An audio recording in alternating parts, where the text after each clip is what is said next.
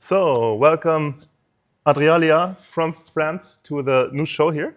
So glad that you're here. We are at the Visual Pro Camp live event, the third meeting. You are our special guest today. You will talk about?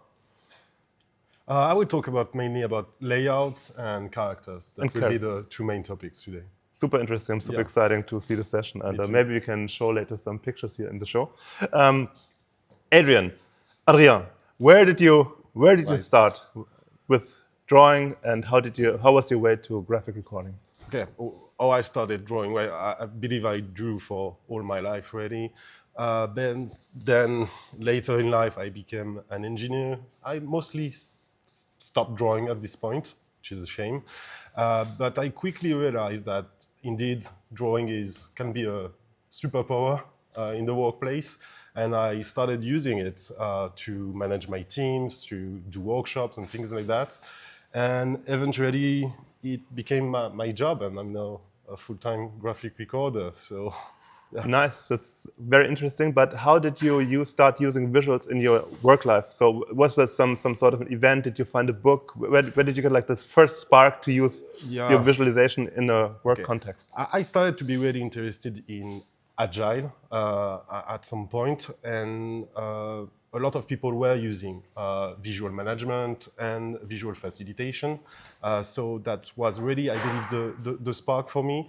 The Mike Wody book, the Sketch Note book was one of them too, right? Classic, a classic one, because I realized at that point, I was doing sketch notes like for all my life, right? During university and everything, but I didn't realize that some other people were doing it too, and there was a name attached to it. Yeah. So I started using it for myself at the beginning.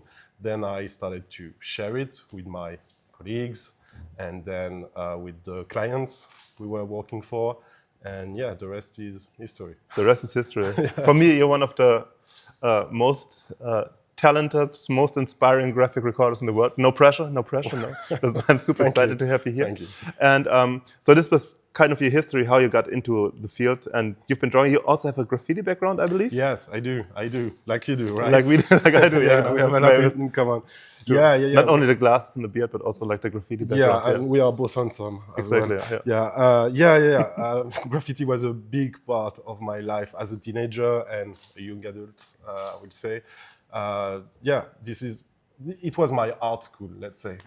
So this is really how I got into used to big canvases, big formats, big markers. Working under pressure. Exactly, exactly. Something that is really, really similar to what we do now in our work life. Obviously, it's a bit different. Nobody will chase us, right? True. but yeah, that's the point. And graffiti is still a big inspiration for me. I don't do it as often now, but this is still a big inspiration for me. I hope the French police doesn't listen to the podcast and looking into Toulouse for some. Let's not talk about it. Okay. So this is your history. So what are you doing now? You were an engineer and at a company, then you left the company, you became self-employed. And what's the situation now? How do you work? Which clients? What is your... I'm a full-time graphic recorder. Graphic recording is like 90% of my business at the moment, maybe even more. I mainly work for big companies in Europe, West Europe mainly. I capture live events, mainly big seminar, workshops, things like that. Yeah, and I do it full-time. But mainly digitally? Yeah, mainly digitally, yeah. Like 80 or 85% of my work is digital. It's just so much easier. Yeah. But I still like to play with marker, right? I'm like a kid, you know, playing. If you could choose, would you go for markers or?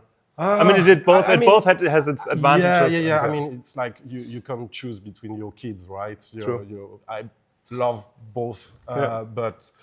I don't know. No, it's really hard to choose for me. I believe it really depends on the context of the event, the objective of the client. Sometimes using markers and big walls is definitely the right thing to do, and sometimes digital is definitely the right way to do it. And sometimes you can mix both of them in the same event, right? So you draw with the markers on the iPad and then... Yeah, exactly, absolutely. Exactly. I try to use the Apple Pencil on the wall. It doesn't work. Doesn't work very much. Okay. That's my tip. Cool, nice. And iPad. Speaking of iPad, I've seen pictures of you where you were drawing not only on the iPad but also using Photoshop. But it's classical for graphic recorders to use Procreate on the iPad. Yes. And but I've seen you using a Wacom board also often. So you draw in Photoshop, and why do you use a Wacom board instead of an iPad, or when do you use what?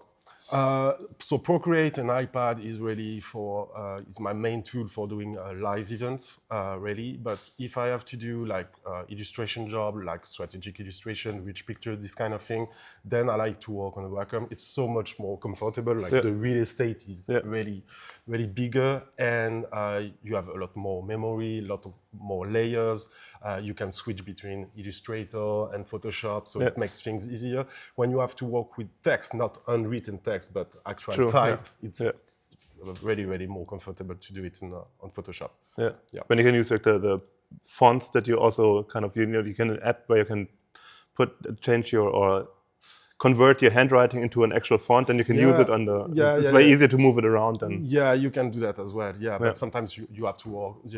If you are working for big corporate clients, they probably have their corporate type, that you have to corporate font that you have to use. So in that case, it's so much easier. But that's actually a really good solution to turn your handwriting into an actual font that can be really something that works as well. Yeah. Great.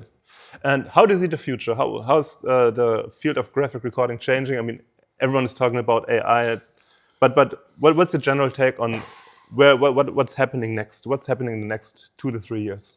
Yeah, I said that I was an engineer before. I was actually working in AI and in data management and things like that. So I have really a technical point of view about that. It can be really scary. We don't really know what the future will be. But I still truly believe that what the value we are bringing to the events is that we are an actual human experiencing the event. We can talk, explain our work. The AI is still not able to do that. And there is some magic, like actually seeing an actual human doing the things by hand. I think this is something that is really magic, something that has been captivating humans for thousands of years, literally. And I don't think this will end that quickly, but I don't know. I hope that it will continue. I mean, this is really something I love to do. I hope I will be able to do that for many years. But I mean, I work for big tech companies, right? They are really strong on AI and everything, and they still hire me, and they're still thinking that we are bringing value, and we are actually bringing something that is different, that is human. And I believe this is what makes us successful in the future. Nice final words. And also what you say in the cap, you said that also presenting your work is like a big part of your job. That's what I really believe this is actually maybe 50% of the value I'm delivering. That meaning like in the end sharing on stage your work, explaining it to people and absolutely. This is really about like making sure that people remember the content, because you are like telling them back their story, but with a different perspective. So that's really helpful to memorize the content. But you are actually also explaining how you came up with specific metaphors and things like that. And it's just another way to see the content, and that's good for memorization. But it's also really good for people to be able to explain and use the visual after the event. Because I think it's really important to remember that we are bringing value during the actual event, but I think we do a great job when what we do is bringing value after the event as well, right? And therefore the presentation on stage can help to explain the picture. And so not only that the client gets the final picture, but also has some explanation. And it's all about storytelling too, right? You are telling them back their stories. And this is really helpful, and people love it, right? And you can make them laugh too with the metaphors. So it's conclusions are really boring during event, right? Okay, we were really happy to be here and everything. Thank you all for coming. Thank you for coming. It's different, right? And again, it's all about a human experiencing the event and telling back the story. Telling back the story by a human from the event. Yeah. Thank you so much, Adrien, for being here, and looking forward to a great live session now. And I'm looking forward thank you for watching the channel. Subscribe and watch the next videos. It's going to be, there's more to come. So thank you. Merci bien. Thank you, Ben. And see you later in the session. Yeah, sure. Okay, cool. Bye. Okay? Was it good? Super, super.